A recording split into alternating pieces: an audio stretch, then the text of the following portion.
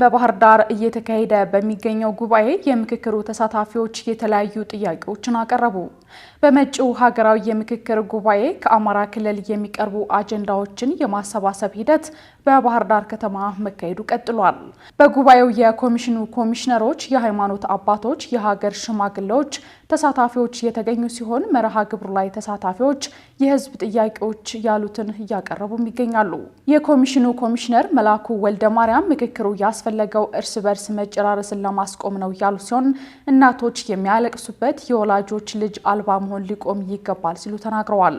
ኮሚሽነር ዶክተር ዮናስ አዳዬ በተመሳሳይ ምክክሩ ህዝብን ከህዝብ ለመግባባት በተከፉ ቁጥር ትጥቅ አንግበው ጫካ የሚወጡ አካላት በመወያየት እንዲያምኑ ለማድረግ ያለመ መሆኑን አስረድተዋል።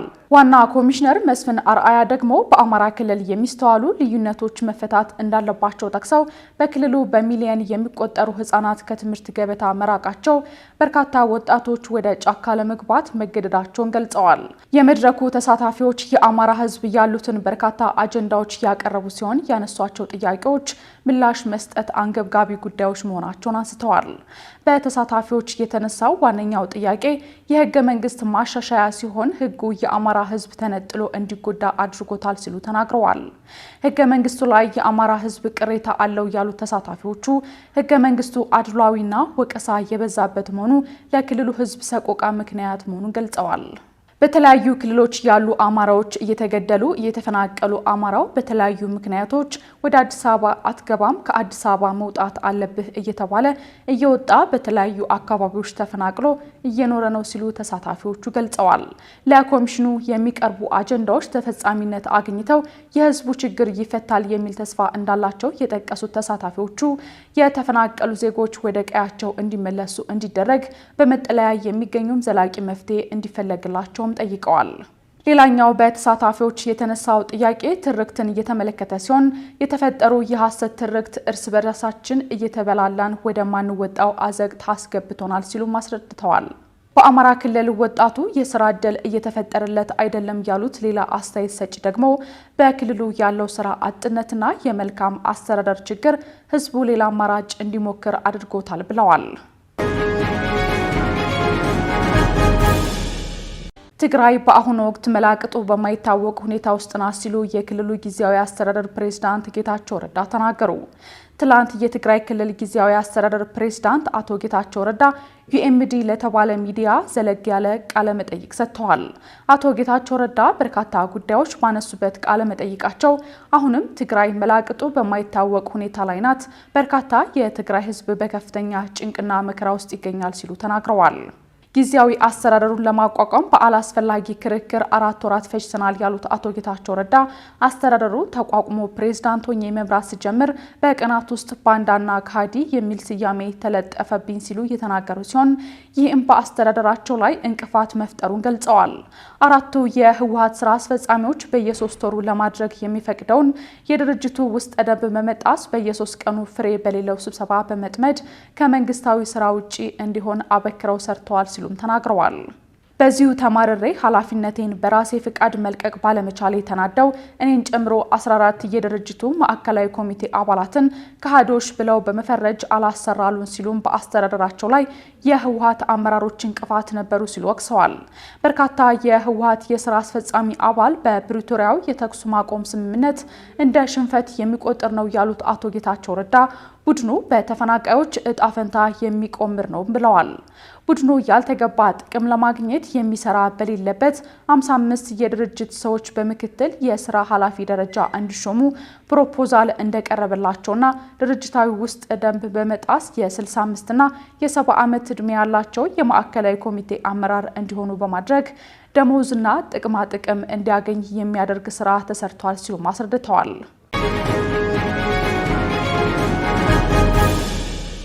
በትላንትናው ዕለት የአመራር ሹመት የሰጠው የአማራ ብሔራዊ ንቅናቄ አብን የሰላም ጥሪ አቀረበ።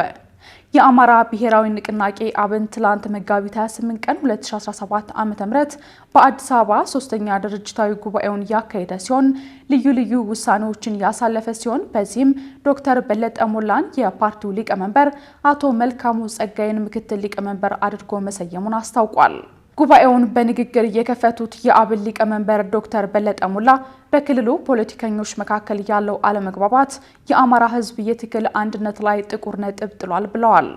ከውስጥ በኩልም አመራሩና አባሉ በመደማመጥና በመከባበር ላይ የተመሰረተ ግንኙነት ባለመዳበሩ ድርጅቱ በከፍተኛ ሁኔታ ተፈትኗል ብለዋል። አያይዘውም ለአማራ ልሂቅ ባስተላለፉት መልእክት ካለፉት ችግሮች በመማር በሀሳብ ልዩነት ማመን፣ በልዩነቶች ዙሪያ በሰለጠነ መንገድ መወያየትና መከራከር፣ ከሁሉም በላይ እርስ በርስ መከባበርና መደማመጥ ይኖርብናል ሲሉ ተናግረዋል።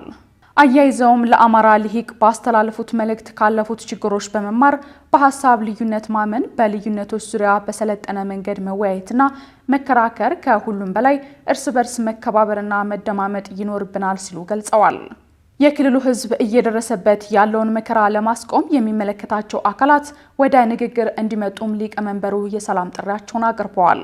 ጉባኤው የድርጅቱን ሪፖርት አዳምጦ ያጸደቀ ሲሆን በመቀጠልም ለቀጣይ ጊዜ የድርጅቱን የቁጥጥር ኮሚሽን እንዲመሩ ዶክተር አያሌው ታለማን በሰብሳቢነት በመሰየም ለምክትል ሰብሳቢና ለአባላት ሹመት ሰጥቶ የድርጅቱን 40 ቋሚና 5 ተለዋጭ የማዕከላዊ ኮሚቴ አባላትን አጽድቋል። ከሰዓት በቀጠለው ጉባኤም ልዩ ልዩ አጀንዳዎች ላይ ውይይቶች ተካሂደዋል።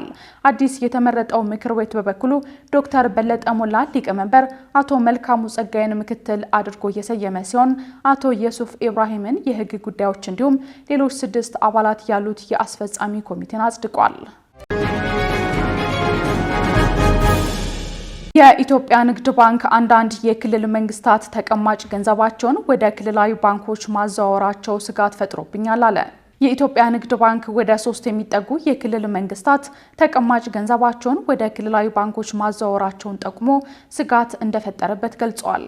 ባለፈው ሳምንት አጋማሽ የበጀት ዓመቱን የ8 ወራት የስራ አፈጻጸም አስመልክቶ ለህዝብ ተወካዮች ምክር ቤት የመንግስት ልማት ድርጅቶች ቋሚ ኮሚቴ ሪፖርት ያቀረበው ባንኩ 109.32 ቢሊዮን ብር ገቢ ማግኘቱን እንዲሁም 2.45 ቢሊዮን ዶላር መሰብሰቡን ገልጾ በስም ያልገለጻቸው ባንኮች ጉዳይ ግን ስጋት እንደሆነበት ተናግረዋል። ለቋሚ ኮሚቴው የአፈጻጸም ሪፖርቱን ያቀረቡት የኢትዮጵያ ንግድ ባንክ ፕሬዝዳንት አቶ አቤሳኖ አንዳንድ የክልል መንግስታት ተቀማጭ ገንዘባቸውን በክልላቸው በሚቋቋሙ ክልላዊ ባንኮች እያዘዋወሩና የኢትዮጵያ ንግድ ባንክን የራሳቸው እንደሆነ አድርጎ መመልከት የማቆም አይነት ሁኔታ ተመልክተናል ብለዋል። ክልላዊ ባንኮች የከፈቱ ክልሎች የእኛን ባንክ እንደራሳቸው ያለማየት ነገር መጥቷል ያሉት የባንኩ ፕሬዝዳንት ይህ አሁን ላይ ባለ ስራችን ላይ ተጽዕኖ ባይፈጥርም ለወደፊት ግን እንደ ስጋት የምንመለከተው ነገር ነው ብለዋል። በሌላ በኩል ከፓርላማ አባላት የተጨማሪ እሴት ታክስ ክፍያ እንዲሁም የአገልግሎት ክፍያ በባንኩ ተጠቃሚ ህብረተሰብ ዘንድ ቅሬታዎችን እያስነሳ መሆኑን በመጥቀስ ከፓርላማ አባላት ስለ ጉዳዩ ለቀረበላቸው ጥያቄም ፕሬዝዳንቱ ምላሽ ሰጥተዋል። ፕሬዝዳንቱ በገለጻቸውም ቫትን በተመለከተ በህብረተሰቡ ዘንድ የአረዳድ ብዥታ አለ።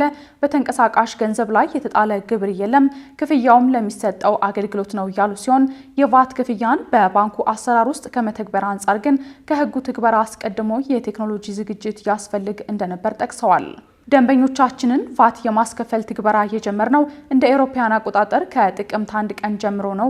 ይሁን እንጂ ግብር አስከፋዩ ወደ ኋላ ሄዶ አዋጁ ከጸደቀበት ቀን ጀምሮ ክፈሉ በማለቱ ያልሰበሰበውን ብር እንዴት እንከፍላለን በሚል ግብርን እየተመለከተ ክርክር ላይ ነን ማለታቸውን ሪፖርተር ዘግቧል። እጃችሁን አንሱ በሚል በዩናይትድ ስቴትስ ዋና ዋና ከተሞች ጸረ ትራምፕ የተቃውሞ ሰልፍ ተካሄደ። ትራምፕ በጥር ወር የፕሬዝዳንቱን ስልጣን ከያዙ በኋላ በተካሄደው ከፍተኛ የተቃውሞ ትዕይንት ፕሬዝዳንት ትራምፕን ለማውገዝ በዩናይትድ ስቴትስ በሚገኙ ከተሞች በርካታ ሰልፈኞች ተገኝተዋል። የተቃውሞ እቅድ አውጪዎች በ1200 ቦታዎች ላይ ሰልፎችን ለማድረግ ያለመ ሲሆን ይህም በሁሉም 50 የአሜሪካ ግዛቶች ውስጥ ነው። በቦስተን፣ ቺካጎ፣ ሎስ አንጀለስ፣ ኒውዮርክ እና ዋሽንግተን ዲሲ በሺዎች የሚቆጠሩ ሰዎች ቅዳሜ ዕለት ተቃውሞ አሰምተዋል።